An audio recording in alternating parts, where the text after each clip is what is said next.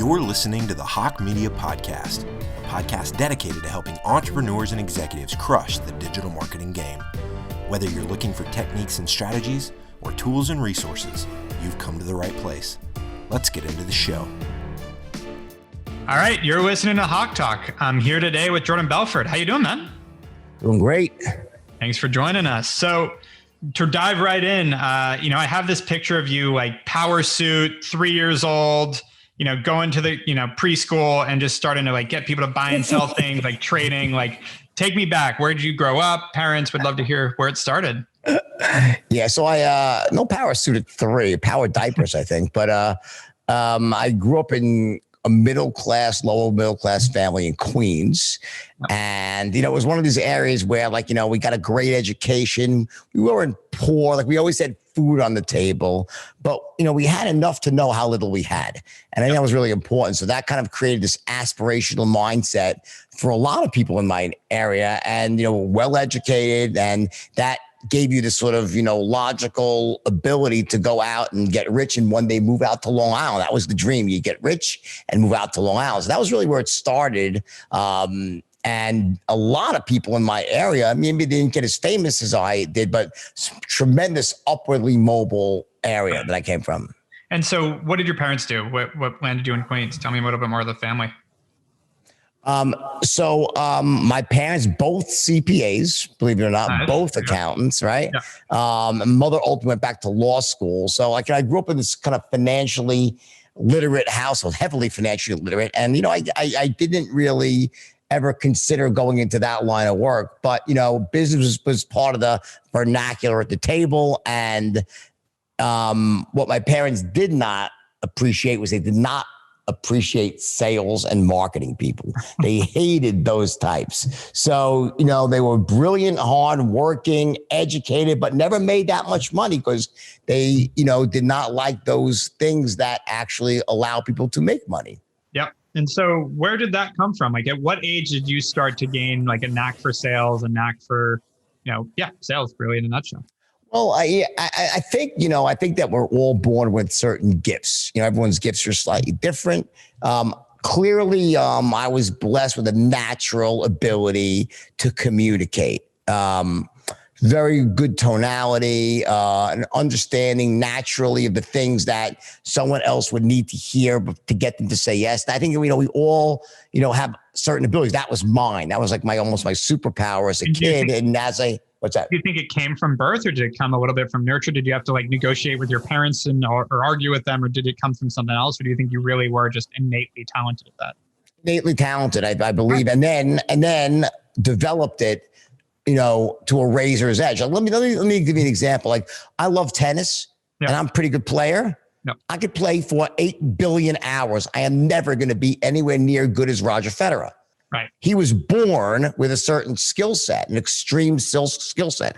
I was born, I believe, with a very extreme skill set for communication. Now, many people, I bet you there are probably 5 or 10,000 Roger Federers out there that never picked up a tennis racket. Seriously, they never honed the skills like Federer did, right? Yep. So, I, over the years, have honed the talents that I naturally have for sales, communication, business, and turned those into not just, skills I could call on at the highest level at any moment, but those that I could actually teach to other people because I broke them down, slowed them down, and put them in a form that allowed others to use them who weren't natural at sales and persuasion. That was what I think I did that was really special.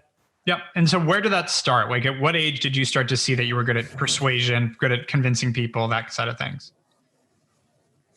I would say I was always known very young as someone that was very verbally adept, very, very high emotional IQ, great at putting words together, even in kindergarten, all the way back to the beginning. Right. Yep. But it wasn't until I would say that first door I knocked on in the meat and seafood business when I went door to door, and I'd already sold stuff. I knocked on doors for newspapers and had other jobs as a kid, but never full on hardcore sales and closing. And so it was even a shock to myself when I knocked on that first door at the age of 21. And when the woman opened up the door, "Can I help you?" And the words just started coming out just so naturally and so perfectly. And I intuitively knew exactly what she needed to hear. That was when I was like, and then I closed that first sale in a massive way. And I was like, what the hell? It was almost like an out of body experience. As I was talking, I'm like,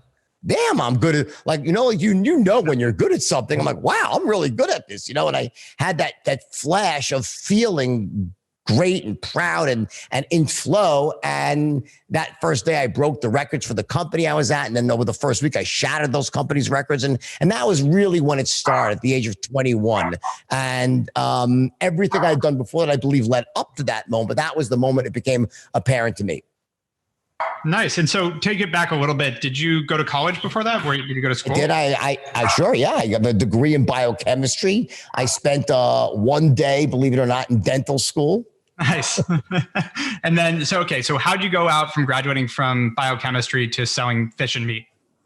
Yeah. So I believe, that we get so many beliefs inserted in us from our parents that we don't even realize it, from our school teachers, from the media. Well, one of the beliefs my mom would always try and successfully did, at least for a while, insert in my head, was the only noble way to be wealthy. You have to be a doctor or a dentist. And, if you would have asked me at the age of 20, what do you want to be for a living? I'd say, I want to be rich for a living. I didn't know what I wanted to be, right? So when I was faced with this, make a decision time, graduate, or should I go to professional school, dental, medicine? Well, I can't go to medical school. It's going to be 10 more years. I'll kill myself. I want to be rich tomorrow. So maybe I'll just be a dentist. Like my uncle was a dentist. I'll still be Dr. Belfort. My mother will be happy. I'll be rich. And that was really how it happened. And I very quickly realized that was a fatally flawed decision after my first day there. And that was what set everything else up. Well, I mean, here it has the highest suicide rate. So it seems like the wrong path to go down. I walked into this orientation and the dean, stood up the first day and was like, welcome to the Baltimore College of Dental Surgery. It's 100 kids in the audience. You should be proud to be here. Dentistry is an amazing profession. But let me say this. The golden age of dentistry is over. If you're here to make a lot of money, you're probably in the wrong place. I'm like, what the fuck? I'm in the wrong place? And I got up and I left. Bye-bye. That was it. Yeah. That's awesome. So how long did you spend selling fish and meat? You did really well in the first week. How long did you stick with it? So I broke the company records in the first week, shattered them. 2 weeks later, I said, why am I working for these guys? And I started my own company. I had already had my own businesses when I was younger. I had sold ice cream and ices on Jones Beach, blanket to blanket, made a bloody fortune doing that. And how old are you? Let's roll back to that. So I do want to get the root of this. So where did it start? Like, give me the first. Well, the root of it is I had a paper route at the age of 7 and 8, knocking on doors, expanding that. Right. And then at the age of, my mother made me sell the route because she thought I was knocking on too many doors, and she thought I'd end up being a door-to-door salesman. She was right. She forced me to sell the route to an upstairs neighbor for $50, and I retired at the age of 10. Yeah. My retirement didn't last long. Next thing, I started going house to house after it would snow like crazy. Back in New York, back in the day before Al Gore invented global warming, it used to snow like crazy, It'd be this 30-inch. And I go into the rich people's areas with a snow shovel, and I knock on their doors, $20 a driveway. Did that for a couple of years. Then after that, one day I was watching TV, and David Copperfield made the Statue of Liberty disappear. I was like, shit, I want to be a magician. And I put an ad in the local penny saver, children's parties, the amazing Belfort. I didn't even know how to do magic yet. And the phone starts ringing off the hook. Well, guess what? I was forced to learn how to do magic. And I did parties for a few years. And then at the age of 16, that's when I really hit it big for the first time. At the age of 16, I went down to the beach, Jones Beach, and I noticed that everyone was bitching and moaning when they were walking up to the concession stand. It was a long walk. And I had this idea to go out and, get a styrofoam cooler and load it up with Italian ices and chipwiches and fudgicles, Milky Way Snickers, frozen fruit bars, and the whole cooler fully loaded cost me $22. Next morning, I went and got that cooler, brought it, put dry ice on top, went out to the beach, and in 1 hour, I sold that cooler out for $145. I netted $120. The year was 1978. That's a lot of money in 70. It was more my parents made in a week, right? And it changed my life. Yeah. That day changed my life. Next day, I went back and I brought 4 coolers and made $500, right? And I did that through my entire college career, put myself through school that way. And that was really by the time, I had graduated college. I had a reputation as someone who was a hustler, an earner. I had always made a lot of money. I mean, in my second year in the beach, I had 3 12-year-olds working for me, and I was selling these puka shell necklaces. I did everything. So I was like one of those kids. You hear, some of those stories with entrepreneurs. They always was selling something. That was me. And then I started this meat and seafood company at the age of 21 with 1 truck. And I used sheer sales power to build it to 2 trucks, 3 trucks, 4. Before I turned around, I was 22. I had 26 trucks on the road. Wow. I was making a ton of money, I thought, but actually I was making every mistake that a young entrepreneur can make. I was expanding. I was undercapitalized. I was growing on credit. And just like that, the barbecue season ended. My cash flow dried up and boom, I was out of business, bankrupt. And I will tell you, I lost everything. And that was the greatest experience of my life by a lot. I mean, what I learned there, I remember I made every mistake you can possibly make. But when I started my and that's how I fell into Wall Street, by the way. And I'll jump ahead just for a second. But when I did eventually start my firm, I was at first hesitant, like, I don't know, whatever. But when I went to a meeting with some lawyers, they were like, where did you learn all this stuff from? Like, how do you know? Like, I went to the real business school of going out there and failing and there's nothing you learn more from that, like a disastrous business where you're trying to keep it afloat. You learn every trick in the book, what to do, what not to do. Anyway, so I lost that business. I went bankrupt and I went down to Wall Street. And that was how it started. And the movie really starts on that day where I, walked in that first day and say, you're lower than pond scum. That's how it started. Yeah.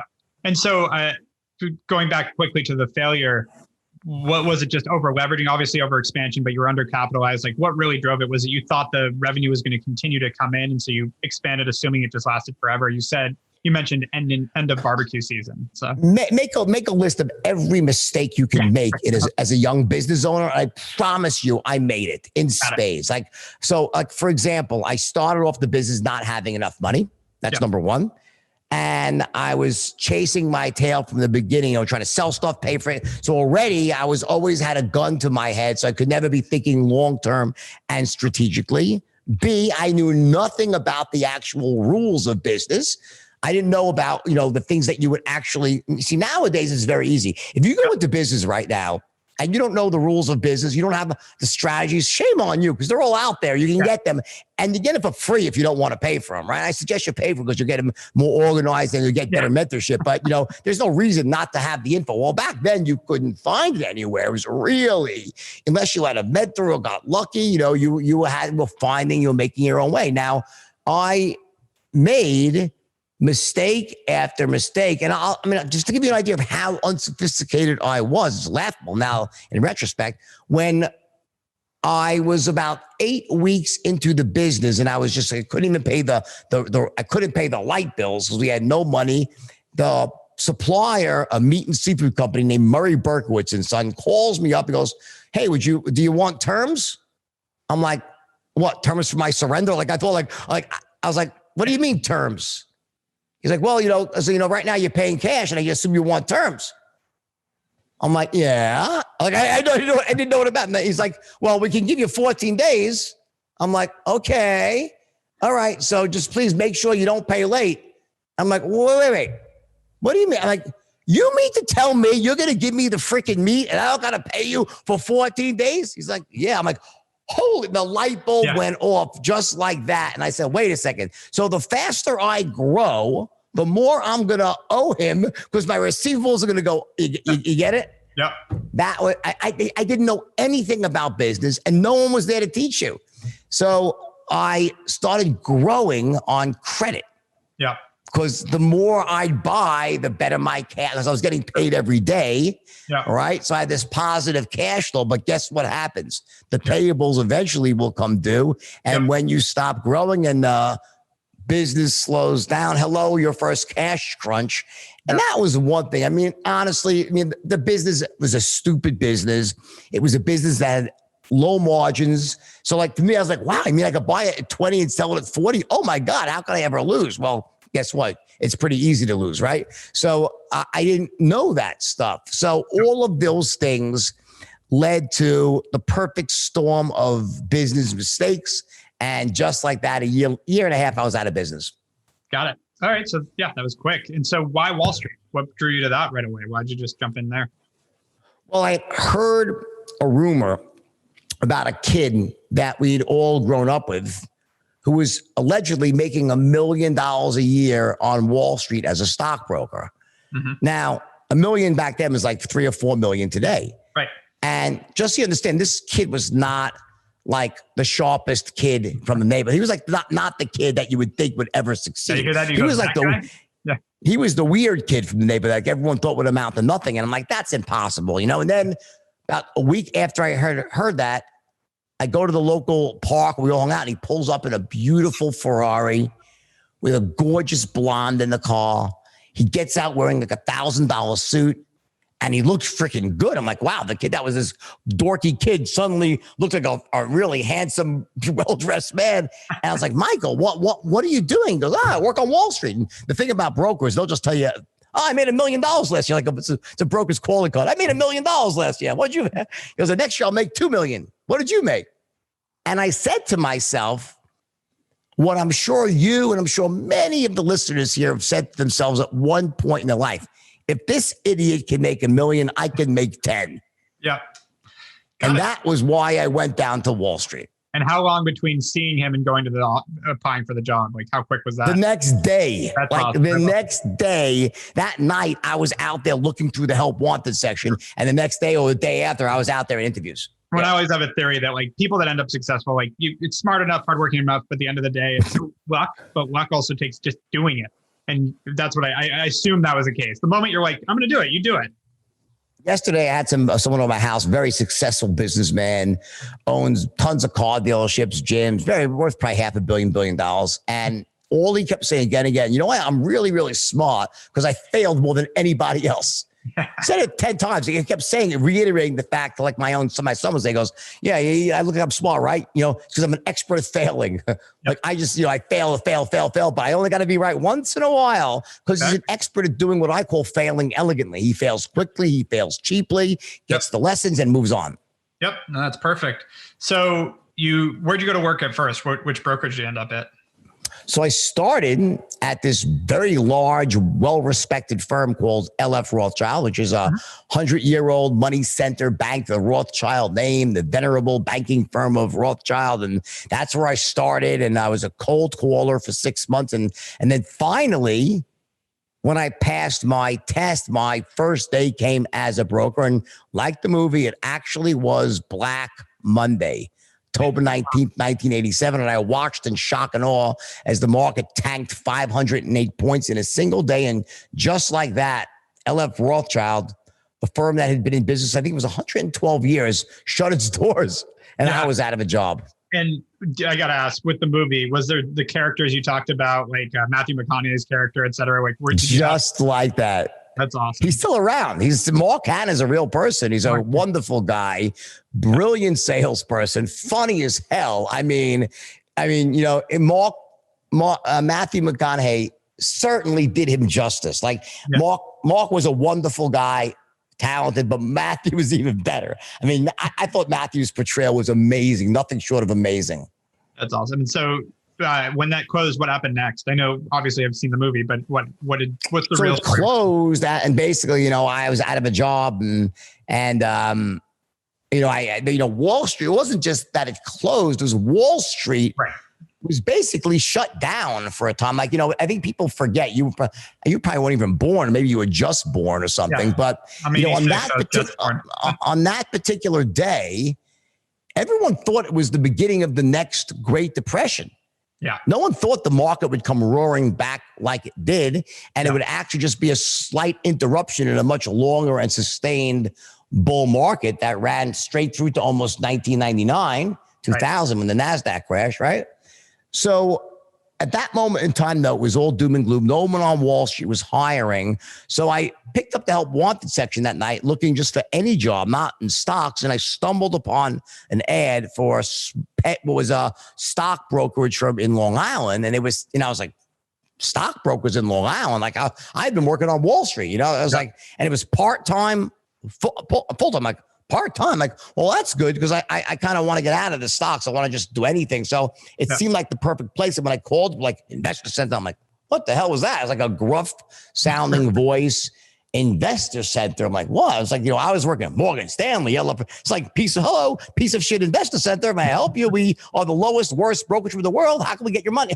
It's like, that's how it sounded. Right. But I said, listen, I'm looking for a job. I said, yeah, come on down. And I went down and I walked into this firm. It was in a strip mall. And the moment I entered, I was literally blown away.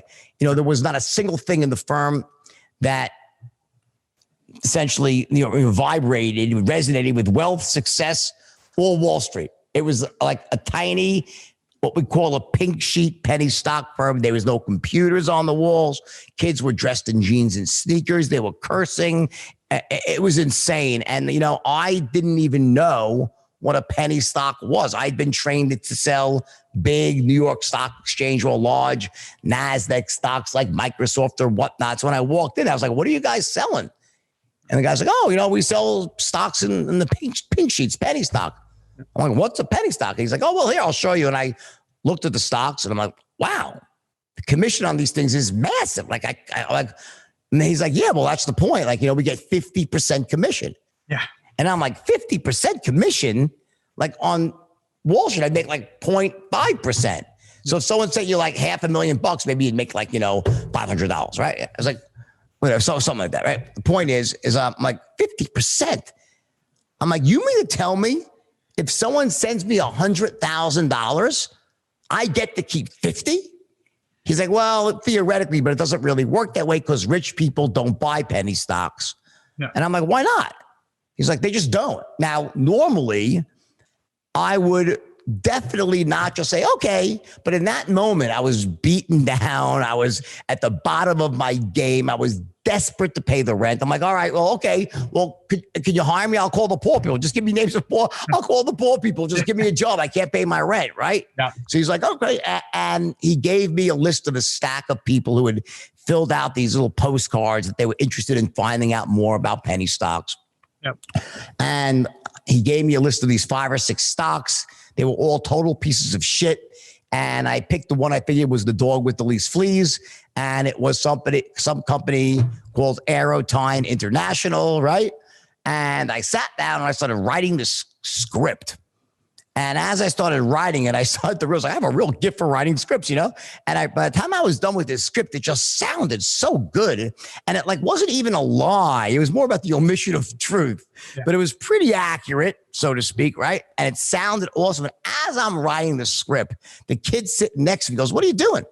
So I'm writing the script. It's like, you don't need to write the script. Just tell them the stock's going up. I'm like, thanks for sharing, Yeah. Anyway, and when I was done with the script, I looked at it, it was pretty good. And everyone's doing their things, about 14, 15 people in this office here, and the manager's on one side, right? And I pick up the phone, the first dial, some guy picks up the phone, and I'm like, hey, John, how you doing today? If you recall, and the words just started coming out so perfectly that by the time I was like, as I finished my, does that ring a bell? I noticed that everyone was kind of looking at me, and I'm like, whatever, I could feel the eyes on me. And he's like, yeah. I say, well, John, reason for the call today, something just came across my desk. It is perhaps the best thing I've seen in the last 6 months. John, I have 60 seconds. I'd like to share the idea with you. You got a minute? He's like, yeah. I'm like, great. Name of the company, Aerotine International. It is a cutting edge high tech firm out of the Midwest awaiting imminent patent approval on a next generation of radar detectors that have both huge military and civilian applications. Now, John, right now, I know the whole I wrote, so anyway, and by the time I was at that point, the entire room had stopped. They were all gathered around me. The manager was running across with a tape recorder, like, get a recorder, tape the guy. I'm like, what the fuck? Like, I didn't know I sounded that good. Yeah. But I did. I really, in retrospect, I did, right? But I didn't know that. I'm not being conceited. I'm just telling you the truth. Obviously, he made a movie, right? Obviously, everyone knows it, right? So, like, I'm speaking the truth. So and then, and then I asked the guy, to buy, and he's like, all right, great. And it's like $5,000, which was like the biggest trade in penny stock history. Like the biggest trade was like the average trade was like $200. The guy bought, and when I was hung up the phone, they were all looking at me. They're like, how the fuck did you do that? Yeah. And I'm like, well, whatever, right? And that was really how things started. So from that moment in time, things started moving pretty quickly. I mean, the first month I made $50,000. I was the biggest penny stock broker at this company. Within a few months, I was the biggest penny stock broker, I'm sure, in the country. And then that, maybe it was about 2 months after that is when the opportunity came to open up my own firm. You're really 3 months into the job, just learned about penny stocks. And you're like, screw it, I'm out. I'm doing my own thing. No. So that's not what happened. So 3 months into it, the manager approached me and said, listen, you're the best salesperson and trainer. Because at this point, I was already training the other kids, just not because I wasn't even making money. They were just there and I was helping them out. Right. Yeah. And the whole office suddenly started started springing to life. All right. And it was just like, the office was producing untold sums I'd never done before. And the manager goes, listen, let's do a deal together. We'll open up our own firm. You do the training. I'll do the investment banking. I'll run the operations and we'll just make tons of money. And at first I said, nah, I'm not interested because I had this bad experience in my last business. Right. So I almost had this limiting belief in me, like maybe I'm just a great salesman. I'm not meant to be an entrepreneur. And I think it's very important that the people here who've gone into business and haven't succeeded, you failed, so to speak, and you start thinking maybe it's not for you, maybe you're not meant for this. It's bullshit. It's just simply you didn't know the rules to start. So, and I broke through that and eventually I started. But what I realized pretty quickly was this guy didn't know anything. I didn't need him. And I started my own, I had this opportunity. And then this lawyer called me, was like, after one meeting, goes, wow, you're just so sharp. And everything started lining up. And they're like, I'll work for you as a lawyer. I'll work for you for free if you just, let me be your lawyer after you get started. And I used the powers of persuasion to really put together an elite team of Wall Street people on the operations side.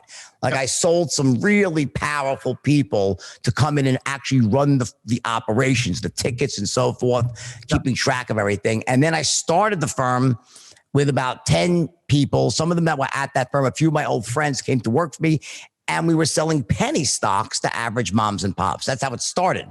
For about 2 months, we were doing I was making maybe maybe $300,000 a month or something. And each kid was making $10,000 a month. Everything was going well. And that was when I had that moment, that $1 billion idea. Like, wait a second, why are we calling moms and pops? Why don't we try to call rich people? Yeah. And that's really, and that what that idea led to ultimately was the creation of the straight line system, which is what I teach people still today how to close. Because what happened was when I tested the idea, make a long story short, was $5 stocks to the richest 1%, not penny stocks. But when I tested the idea myself, Danny, my junior partner, and I, the Johnny Hook character, we were closing like gangbusters. And these 12 kids who I trained were doing well at penny stocks couldn't close rich people. And it was that division. I was like, wait a second, this doesn't make sense. I'm doing it, Danny's doing it, and these kids can't do it. What matter? They were reading the same script, selling the same stock, calling the same people, and having zero success. My closing rate was 50%, Danny's was 30%.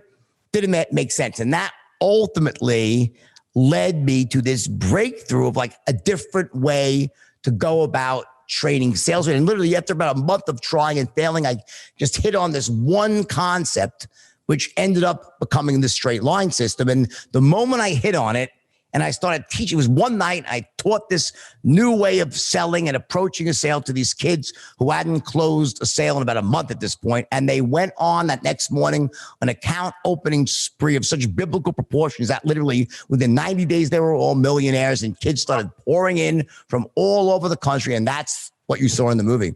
Yep, got it. And by the way, going back to the movie, did the Forbes article hit actually do what was that actually a big pinnacle point being in Forbes? Yes, it did, but but the Forbes article didn't say the Wolf of Wall Street. It was just about me. It was Jordan Belfort. The article was actually Yeah, of course. And it was great though. They did that because it was made the movie even better. But the name of the Forbes article was called "Steaks, Stocks, What's the Difference?" And it was like a take on that. Like I used to sell steaks, now I'm selling stocks. But it was a funny article. I hated it. I was devastated when it came out.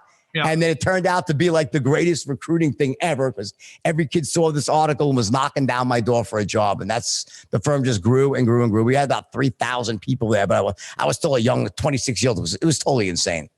So really quick, funny story, because I know we have a mutual friend in Ilya Pozin. He wrote an article about Hawke Media for Forbes in 2013. Before I got started, it was just me. There was no team saying why you should outsource your marketing to Hawke Media. And it was right after the movie came out. So a bunch of people Forbes was revitalized from that movie. I'll give that partial credit. And then this article comes out about what we're doing. It 100% kicked off my business because of that highlight. So yeah, and Ilya helped do that. So going forward, obviously the movie's been seen a lot, but I'm curious, when you built this amazing company, how accurate is it that you were then asked to step down? You didn't, the whole "I'm not fucking leaving" scene and that whole thing. And then like, what happened at that point? So most of the movie's true. Yeah. That's not true. Okay. So I'm not that stupid. So when I gave that meeting and said, I got to leave, I actually left. Yep. Okay. But I was running the firm from behind the scenes for a while. But that was when I turned the firm over to Danny and I started running Steve Madden Shoes. So I owned both those companies back then. I owned Stratton and Steve Madden were both my companies. And I moved and Steve and I shared over. So we started building Steve Madden Shoes. But for the sake of the movie, certainly it made a great movie that I said, I'm not leaving. It's fabulous. You know what I'm saying? But I didn't leave in spirit, but I did leave in body. Yeah.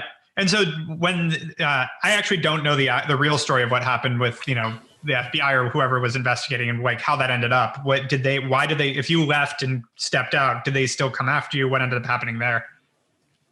So ultimately what I got indicted for wasn't stock fraud or anything with the sales. The sales was great. That wasn't the issue. It was I smuggled money to Switzerland. Got it. So that was really gave them the ability to get an easy so-called headshot against me. And then I ended up pleading guilty to other things like stock manipulation and so forth. But it was the laundering the money, bringing it to Switzerland to evade taxes that really did me in. It's a stupid thing, but hey, you live and learn. Amen. And so did your time, came out. When did you come back out? What timeline was that? I actually don't know what you're So I did 22 months. I went into jail on January 3rd, 2004, and I emerged on 2005, October 31. So it was 22 months. Got it. And did they, and you can shut me down on any of this, but did they take a lot? No. Did they take everything in terms of Yeah. They took most of them, pretty much all my money. And I started again, which was awesome, by the way. I recommend to anybody if you're like almost out of money, I strongly recommend you just lose it all because it's so much easier to start from the bottom than from the almost bottom. Well, and that's it's even been your story before this, where you've had businesses that you've had money making, then they failed. So you know how to start over and start anew. So exactly. I think what happens with a lot of people when they, the enemy of great is good. If you're like if you're surviving, there's no impetus to really change and go for it. So I zeroed out, which was close to it. They left me with maybe $1 million. That's not a lot of money when you're spending money. That was lasted for 3 months. It was gone. You know what I'm saying? So and then I started from scratch when I got out of jail. But what happened was as soon as I got out of jail, I started writing that book and I sold it to Random House within 90 days. And that's how it started. Was that deal public? What was that deal? How much did the Random House? That was so that deal was original. The first book was $500,000. The seventh book was 900,000, and then the movie rights sold right after the first book. The movie rights was about collectively $4 or $5 million. I don't know. So it was sort of a few different. It was hits all along the way. Yep. Different little cash outs, and what that did is at least gave me enough income to start really moving forward. Now I was going to actually continue to write more books, but I really didn't. I hate writing. I don't like it. That's why I'm hiring your company because I hate writing. I'm a good writer. I'm a writer who's really good at it and hates doing it. Yeah. So anyway, yeah. So I So I, made a decision to I really don't love writing books. Let me start teaching people about, business and sales and so forth. And I made that decision in about 2008, 2009, and that's how it started. Got it. And so how has that grown? I don't think a lot of people know publicly how big that business is. So talk about your great line selling. It's a great business. I mean, listen, that business has been very good. I'm very fortunate, I have to say, that movie, it's a commercial for my business. So I could do basically nothing and just sit. If I want to just do nothing and sit back, I could probably make a few million the rest of my year, just trickling by in life and doing some speaking jobs and selling some stuff. Right. Yep. But that's not me. I have to be vital, and I love training people. I created I think it was 2017, I redid the straight line and made it into a certification program. It took me a year and a half or two. It took so much money, total disaster to create, but it was like my life's mission to make this amazing. And I would say, I can't tell you the amount of people, tens of thousands, if not more, have written me emails. You've changed my life. You've done so much. And I get those constantly every day. I can't walk in an airport or into a restaurant or down the street without someone saying, thank you, you changed my life. And to me, that's like the most valuable thing. To me, that's worth more than all the money. Seriously, I already have enough money. I live a good life. But that to me is like, oh my God, what a great way to live, And I grew up similar to you, where I was into selling things when I was 6 years old, and I was always valued it. Here goes my dog again. Sorry. But I always valued it. And I've now run into people all throughout, like when I'm speaking at colleges or to even my own employees, and you realize I was always told that I had to learn to sell. Contrary to how your parents were, my mom and dad even were like, learn how to sell something. You'll be fine. If you can sell, you'll be good. And I took that to heart. And there's most people, 99% of people don't hear that. So giving them something, actually having something you can supply them that allows them to do that, I think it's huge. I really do, because I don't care if you want to be a salesperson, you're always going to be selling something, even if it's just yourself for a promotion. You're going to sell. So that's, it's really amazing that I've seen my system applied to things that I would never thought it would be applied to so elegantly, like the legal profession. I have clients that use it as lawyers, and they went from making a little bit, a couple of $100,000 to 10 million a year, in a year, just from understanding how to close people. It's such a powerful thing. And I think, one of the people I respect, Frank Kern probably is he really early. Yeah. So Frank very early on recognized that he was a great marketer. He goes, wow. And he loved my system. And he just very early on understood that. And I spoke at one of his conferences. I say that because sometimes marketers feel I just got to be a marketer. And I just think it's just nonsense. If you really want to be a great marketer, you have to be able to close as well. If you want to have a business that really monetizes that, you got to do both. It's not one or the other. It's both. And when they're both operating at a high level, you can literally print money. No, it's so funny. I'm going to tell you a Frank Kern story real quick because it's worth it. I was talking to him, and he's like, we were talking about partnering up to start a new agency. And he's like, yeah, I launched this other one. I won't name this partners, but he's like, I launched this. Yeah, I know. Yeah. And I was in charge of sales, and he was in charge of operations. He didn't do anything. I'm like, well, we have that. That's easy. And he's like, yeah, well, and I'm like, how much did you get it to? He's like, oh, we got it to about 800 grand. I'm like, oh, that's small. He's like, yeah, in month 3, we did about 800 grand. I'm like, that's a $10 million business in 3 months. What are you talking? Right. That's insane. And he was talking about you, and he's talking about stuff he implemented. It's awesome. I think that, he's Frank. It's interesting. I've watched Frank grow as a business person and as a human being, but he was always an awesome human being. But he used to have this thing I'm the laziest bastard ever. And that was his persona. And then I watched him grow up into his own business. As he got a woman who's his new wife's really? You're she's driven. She's a killer too. And I watched Frank, all of a sudden his hair got cut and he's a serious businessman, right? And it's great to see, because, he's still a lifestyle entrepreneur, but, he'll always be who he is. But, I just have some people there's a lot of charlatans out there. And there's some people who some people, I like him, I don't like him. Well, no one will ever say he's full of shit and not great at what he does. I think I'm in that category. It's you could like me, no one's gonna ever say, oh yeah, he doesn't know how to sell. His stuff isn't. No, there's not a person in the world that ever say that. And because the sad thing is, there's so many people out there, and this is a problem with the internet. And I hope it's getting better. And I've had this conversation with a few people lately in podcasts about the charlatans out there, and I think that the internet, people are getting smarter. And hopefully they're being more discerning, because it is kind of easy to use marketing tactics to create funnels and get people to buy stuff. And there's so many people out there who are selling things that are really just designed to separate people from their money. And it kind of sucks, because I'm the first one, but I made a lot of mistakes as a kid. But wow, I haven't done that. There's not one person I've sold $1 worth of stuff to that I wouldn't say, at least my intent was to give them 10 times as much value as they got back from me. And I think that's a better long-term strategy. Like when you really give people value, you make more money in the long term. 100%. And that's the thing is, if you get short-sighted, it screws you up. Long-term is, I think when you focus on that, the money comes, and you've made money. Like once you get to a certain threshold, it's just a scoreboard. You can buy whatever the hell you want. That happens actually for entrepreneurs. And then it's just scoreboard. Exactly. More long-term. So I know you got to wrap in pretty quick. A few things.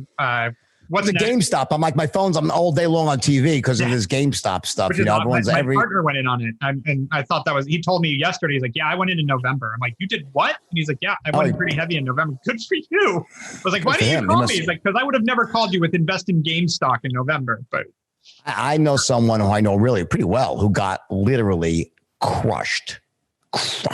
Like he's one of the guys, one of the two guys that like were the two main guys that got crushed, like short sellers. And I know one of them very well. He took he's one of the nicest guys I know. And I called him yesterday. Not really. I just called because I was getting interviewed. Hey, he's like, I'm like, what's up? No. He's like, you don't even know. Forget it. That's the scary thing about shorting. That can really hit you. Exactly. What's next for you? Like building out the sales company? Like what do you think is coming down the pike? As you said, long-term vision. What is it? Yeah. So for me, I'm really focusing right now on two things. One is I have a very, very lucrative consulting business. Mm-hmm. It's private. I have like only a few clients. I charge millions of dollars for my consulting. But when I work with someone, it's like a really, really serious thing. It's only for people that have big businesses already. Like unless you're already doing like $10 million and making unless you're making a 4 or 5 million, I'm not the right person for you. It's like, it's just not, you can hire me for a day. It's fine. But like, I'm talking the type of, an annual deal where I'm really working with someone, constantly. So I have that, which is great. I have a few clients and that just, it's just fun and that's great. It's challenging. And then my real business is not sales training. I do tons of that, but it's recruiting. So I'm in the process right now of building out a platform that is going to hopefully really change the way that companies can go out and hire salespeople, find them, vet them, identify how well trained they are, and hopefully help young people I know that want to be in sales or in sales to actually get better jobs, to make sure they choose the right jobs, to get a lot of free training and resources and connections, so it's sort of like that sort of imagine like a modified sort of LinkedIn in a way, but not LinkedIn. But I think there's a real need for that because, it's interesting. Sales is the one thing that you can't like look at someone's resume or their education and say, you just don't know. It's like things that make a salesperson great typically are those who would disqualify them from any other job. So it's very hard for companies. It's probably the biggest pain point of most companies in scale mode is they cannot find good people to sell and stick. First year performance is terrible. First year attrition is even worse. So we've solved that problem using my brand as sort of this middle, sort of like a trust in the middle of matching up both sides and making sure people show up trained and possessing the skills and resources, both inner and outer game that they need to succeed at what they're doing. And companies and all the pilots I'm doing, the companies are really loving the service. And I'm about maybe 3 to 6 months away from really being able to scale it because it requires a SaaS platform and so forth. Yeah, makes sense. No, I mean, we've thankfully built about a 40-person sales team successfully and get asked all the time how. Most entrepreneurs struggle. They can't figure out how do you scale. They're a salesperson. They can't offload it. They can't train. What you did when you and your partner were selling at 50 and 30% close rates and were like, why can't our team close? Most people stop there. They never figure it out. Exactly. So, yep. Yeah, that's huge. And second question, I'm curious, like looking back at like the stock time and going to jail, that side, like any regrets, any thoughts there in terms of what you should or shouldn't have done, or you just like, you got caught moving money to Switzerland and that was a bummer that's it? I'm the first person to say, like, when I was in jail, I'm the only guilty man in Shawshank. I was guilty, right? But my views on that have changed a lot since 2008. Like in the sense that, yeah, I mean, like I always thought I felt bad for some of the stuff I did, but like I've done nothing like in compared to what the real guys on Wall Street do every single day. I'm a freaking saint. I was like a saint, honestly. I mean, I didn't bankrupt Iceland or or Greece, Argentina. And I didn't Argentina. I didn't, destroy the lives of millions of old people like Prudential Insurance, like or bank or a B of A. I mean, the level of fraud on Wall Street is so massive and pervasive, and it's sick and disgusting.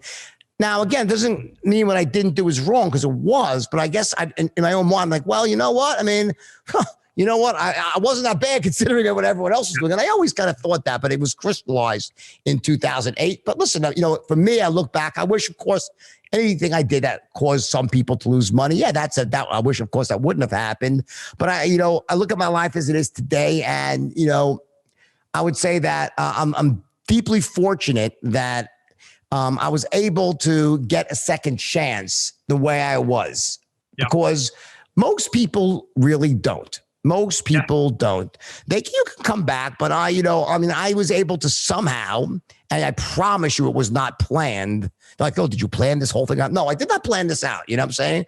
Like, I'm going to have Leo DiCaprio play me in a movie. I'm going to go to jail. So I ended up being a global celebrity, like in his back, sort of like, opposite way than normal. I would not suggest that path to fame and fortune for anybody else but myself. I think you can do it, become even more famous and more fortunate or full of money than me, and not have to go to jail. So like try to miss the jail part, but maybe you could follow more of the Elon Musk path, sure. Hopefully. I recommend that path more than my own. But I think what I have shown for all those people who have made mistakes is that there is always a way to come back from failure and do amazing things, and to live an empowered and very wealthy and successful life. And for those that haven't failed, just remember, look at me as a cautionary tale. You could model all the great things I've done, my sales stuff, and just be careful not to fall into the trap of, that one step over the ethical line, thinking it's okay. Just be careful, because, it kind of sucks going to jail, right? And I would strongly advise against that. And I would say that there's more money to be made doing things the right way. That's the bottom line. Well, that's awesome, Jordan. Thank you so much for being on HawkeTalk. This has been great, and I'm sure we'll talk again soon. My pleasure, buddy. Take care. You too. You've been listening to the Hawke Media Podcast. To ensure that you never miss an episode, make sure to subscribe to the show in iTunes or your favorite podcast player. Thank you so much for listening. Until next time.